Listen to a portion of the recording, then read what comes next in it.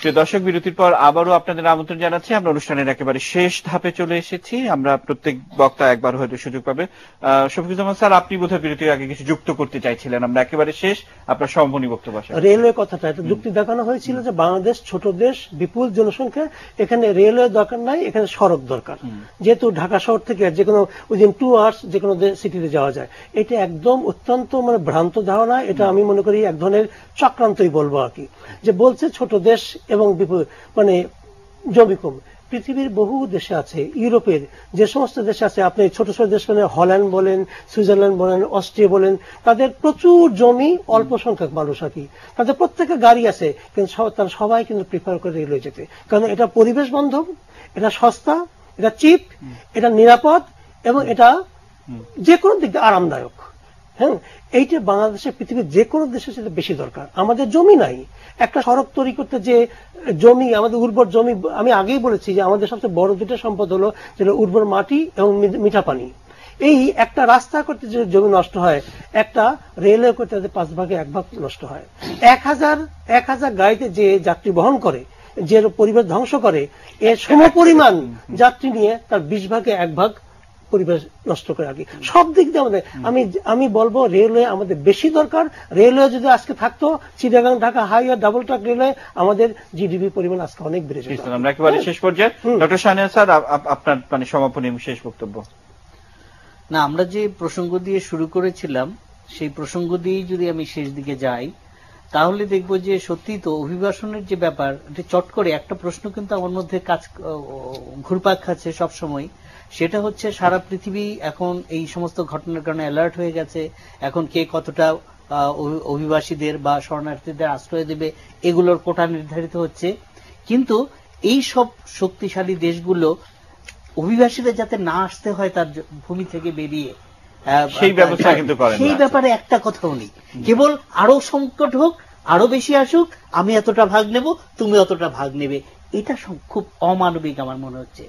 আর এই অভিবাসনের ব্যাপারটাই যে এখানে প্রথম থেকে শুরু হলো, কিছুটা রাজনৈতিক, কিছুটা অর্থনৈতিক ব্যাপার, এটা কিন্তু সিভিলাইজেশনের শুরু থেকে আছে। এটা ইউনিক কিছু না যে হঠাৎ করে ঘটে গেল। এই যে প্যালেস্টাইন অঞ্চল থেকে সেই ফারাওদের কাছে মিশরে চলে গেছে, পরে মসেস ক্যাপটিভ হয়ে গেল, মসেসের তাদের বের করে নিয়ে আসতে হলো, এরকম অনেক অনেক এক্সাম্পল আছে যে ওইগুলো অর্থনৈতিক সংকটে মূলত তাদের অভিবাসন করতে হয়েছে বা শরণার্থী হতে হয়েছে। অভিবাসন করেছে, তারপরে সেখানে ওই যে আপনি যেমন ব্যাখ্যা দিয়েছিলেন শরণার্থী আর অভিবাসন, তাই তো অভিবাসিত হয়ে তারা গিয়েছে, পরে তারা সেখানে বন্দিত্ব বরণ করতে হয়েছে, আবার তাদের দুর্দশা থেকে বের করে নিয়ে আসতে হয়েছে।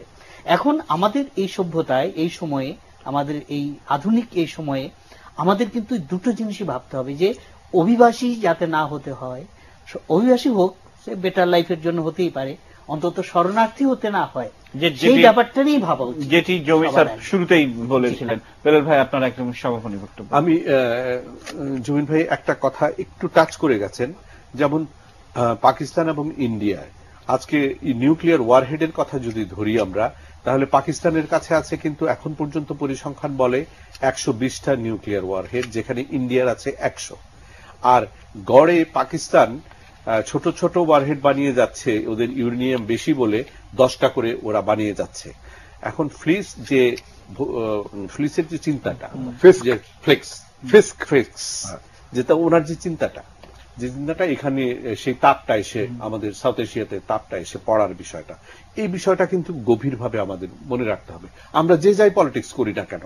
এবং আমি মনে করি আজকে মোদী সরকার যে চিন্তা ভাবনা নিয়ে যে কথাগুলো বলছেন, আমাদের মাননীয় প্রধানমন্ত্রী শেখ হাসিনা, আমি মনে করি মাঝখানে মাননীয় প্রধানমন্ত্রী শেখ হাসিনা হচ্ছেন একটা ব্রিজ, এই ব্রিজটার কাজ উনি করছেন, এবং এই দুইটা দেশ সহ আশেপাশের দেশগুলোর মধ্যে উনি মাঝখানে একটা হাব হয়ে উনি সমস্ত সমস্যার সমাধানগুলো যেভাবে ধীরে ধীরে করে যাচ্ছেন, এবং এই চিন্তাগুলো উনি মাথায় নিতে পারেন, এহেড আগে ভাগে চিন্তাটা উনি নিতে পারেন, এই চিন্তাটাই হচ্ছে আমাদের কিন্তু একটা সম্ভাবনার দিক।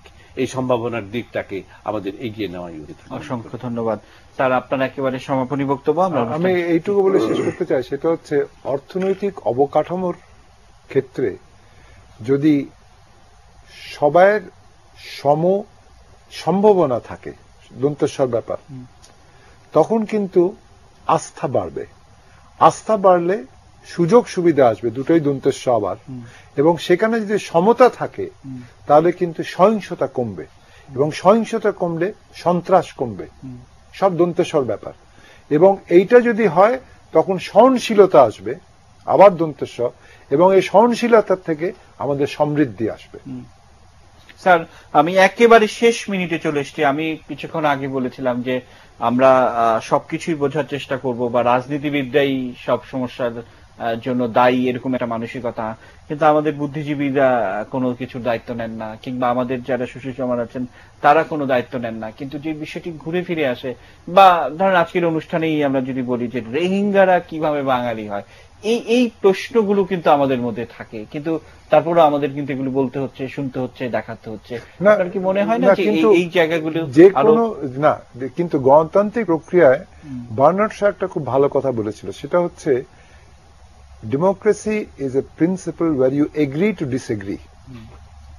সেই জিনিসটা আমাদের মধ্যে রাখতে হবে। যদি কেউ কোনো কিন্তু মানে জবরদস্তি করে কারো ঘাড়ে চাপিয়ে দেওয়াটা ঠিক নয়। সেখানে আমাদের মনে রাখতে হবে যে আমাদের সহনশীলতার মাধ্যমে আমাদের এগোতে হবে, সমঝোতার মাধ্যমে এগোতে হবে, সবাইকে সম্ভাবনার ক্ষেত্র তৈরি করে দিতে হবে। কিন্তু এটাও ঠিক যে অনেকে অনেক কিছু বলেন বিশেষ কোনো কারণবশত হয়ে, বা কোনো এজেন্ডার অংশ হিসেবে। সেই জিনিসটা থেকে আমাদের বিরত থাকতে হবে। কেন বুদ্ধিজীবী মানে এই নয় যে বুদ্ধিটা জীবে এসে ঠেকবে। এই বলে আমি শেষ করছি। অসংখ্য ধন্যবাদ আপনাদের প্রত্যেককে, আবারও শুভেচ্ছা এবং অভিনন্দন জানিয়ে আজকের অনুষ্ঠান এখানে শেষ করছি। প্রিয় দর্শক, আপনাদেরকেও কৃতজ্ঞতা জানিয়ে শেষ করতে চাই। অনুষ্ঠানটি সকাল 9:30টায় পুনঃপ্রচারিত হয়, অবশ্যই আপনারা জানেন। দেখার আমন্ত্রণ জানিয়ে শেষ করছি। শুভরাত্রি।